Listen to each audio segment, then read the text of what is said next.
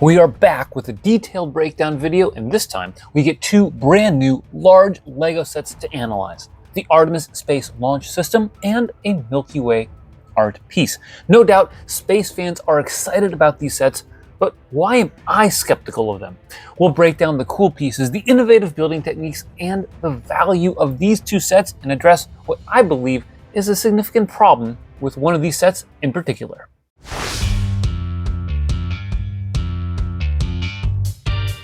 Before we get too far into the weeds, let's provide a quick overview of the sets. The Artemis Space Launch System contains over 3,600 pieces and will retail for $260, while the Milky Way retails for $200 and has nearly 3,100 pieces. The Artemis set has a multi-stage rocket with two solid fuel boosters, plus a detailed mobile launch tower, is 1 foot wide, a little over 10 inches deep, and 27.5 inches tall. That's 70 centimeters for those of you that use the metric system. The Milky Way, being a rather large art piece, equates to about 25 inches or just over 2 feet. Neither set comes with minifigs, although the Milky Way does come with a QR code in the instruction manual that will take you to a podcast featuring some scientists and LEGO employees talking about the rocket.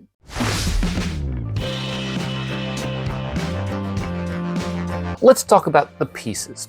Honestly, the pieces that jumped out to me most in the Artemis launch set aren't all that special. My eyes were drawn to the rocket first, which contains a lot of 2x2 bow slopes in orange and dark orange, mainly the latter, and those have appeared in dozens of sets. The dark orange 1x2 cheese slopes aren't quite as common as that, but they have still appeared in about 24 sets overall. However, that's not to say there aren't some really interesting pieces available here. The beehive/cotton candy piece appears for just the 5th time in pearl dark gray, and the first time in 2 years. We also get the 8-length straight roller coaster track piece in light blue for the 6th time, and then there's the half barrel piece with axle hole in white for just the 2nd time ever. There are some really useful pieces in the set as well, including tons of 1x2 grill bricks in dark blue that serve as the structural spine of the launch tower. The base of the tower contains copious amounts of 1x2 door rail pieces in dark blue as well. Unfortunately, there are so many pieces that come in high volume that aren't as universally useful. Now, please don't hear me incorrectly. The following pieces have their uses, and some people might be able to incorporate them really well into their mocks, but I just don't think they're on the same level as bricks, plates, and tiles. These include all of the light blue pin connectors that form the corners of the launch tower, the light blue bars and clips that are used on the tower exoskeleton, and the lightsaber hilts that run up the sides of the tower. Interestingly to me, the set that is much more structural in nature has worse pieces than the art-based set. The Milky Way, because of its textured style, contains some very, very interesting pieces.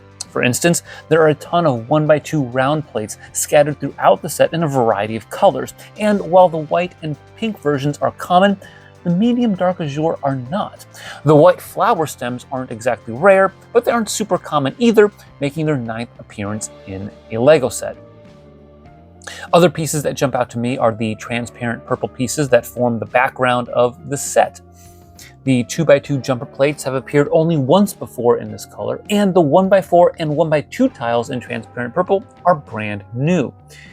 And while these aren't new, it is nice to get more window frames in medium azure.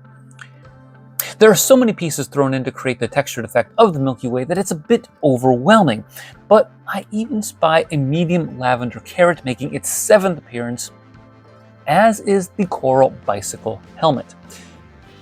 Honestly, if you want interesting pieces that may work better in your piece collection, the Milky Way strikes me as far superior than the Artemis Space Launch set, which, again, surprises me quite a bit.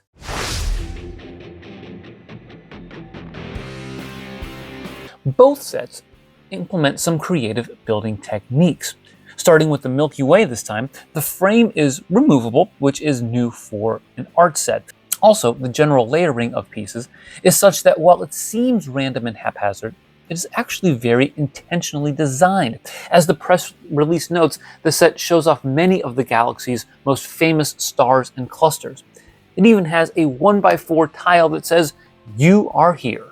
Beyond that, there are some sneaky techniques that, while not unique, add creativity and fun to the building experience, tossing in a mixer or hairpiece to show detail.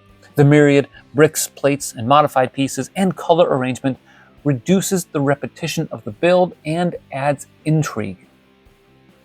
And while the Artemis launch set also contains some fascinating building techniques, it looks to be a much more mundane and repetitive build, comparatively speaking.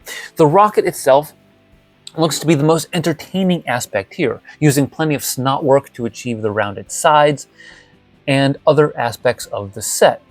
Now, my guess is the overall technique for the rocket is similar to that used in the Saturn V rocket from a few years ago. There are also some nice techniques that allow for the many launch tower details, such as these Technic plates used for stairs, even on the inside of the tower base, the dinosaur tails used for the retractable umbilicals, and the cool snot technique used to construct the crew bridge. However, these techniques are drowned out by the sheer repetition of the main launch tower structural column and perimeter, which requires you to build a bunch of triangular supports from bars and clips, as well as columns made from the Technic pins and connectors. More on that a little bit later on.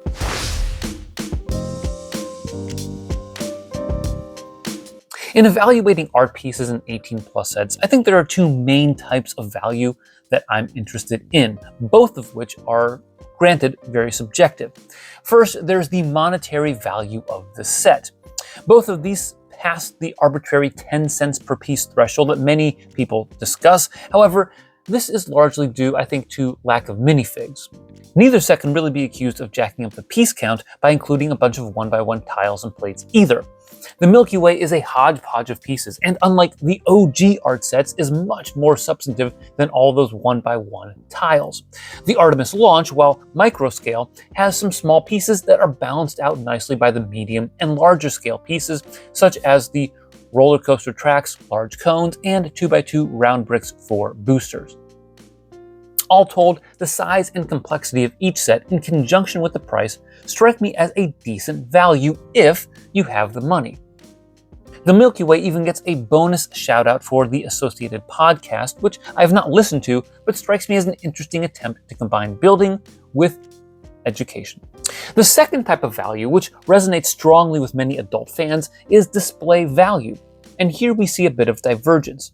The Artemis launch looks great. Hands down, it is imposing, clearly identifiable as a rocket launch, and the dark orange rocket itself really pops out. The relatively small Orion spacecraft fits well with it, adding a relevant sub-build to the display. The Milky Way is a bit harder for me to judge, and perhaps because of that, I'm going to judge it more harshly when it comes to this category. It is colorful, it is eye-catching, and I think it is accurate, but it is so textured that it is only effective when looking at it from a distance.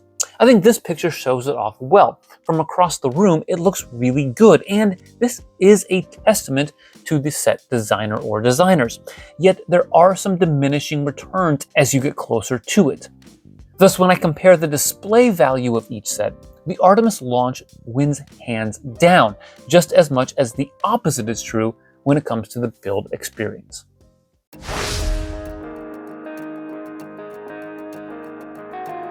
Despite some strong monetary and display value, neither of these sets made it to my wish list. There are a couple of reasons for this, some of which are small and others more significant. Let's start with the small reasons. In a world of limited resources and display capacity, I have to be picky about which LEGO sets I pick up. I enjoyed classic space when I was a kid, although it was my fourth favorite theme out of 4 system themes. That certainly is a factor here. But a 2-foot+ display piece will take up a lot of room on a shelf, and for the Milky Way, we just don't do LEGO art, so it doesn't do anything for me. Now, another reason I'm passing on the Artemis launch is the way LEGO incorporates stickers into the set. Now, let me be clear. I am not anti-sticker. There is a time and place for stickers and Lego sets, even large ones like this, or even one of my favorites of all time, Rivendell. But placing stickers over round pieces or large tiles is a huge no for me, and this set requires a lot of that. The 2x2 round bricks for the boosters are full of stickers, as are the large rounded panels at the tip of the rocket. And while placing stickers on flat tiles isn't that difficult, when you have to do it for round pieces, things can get a bit dicey.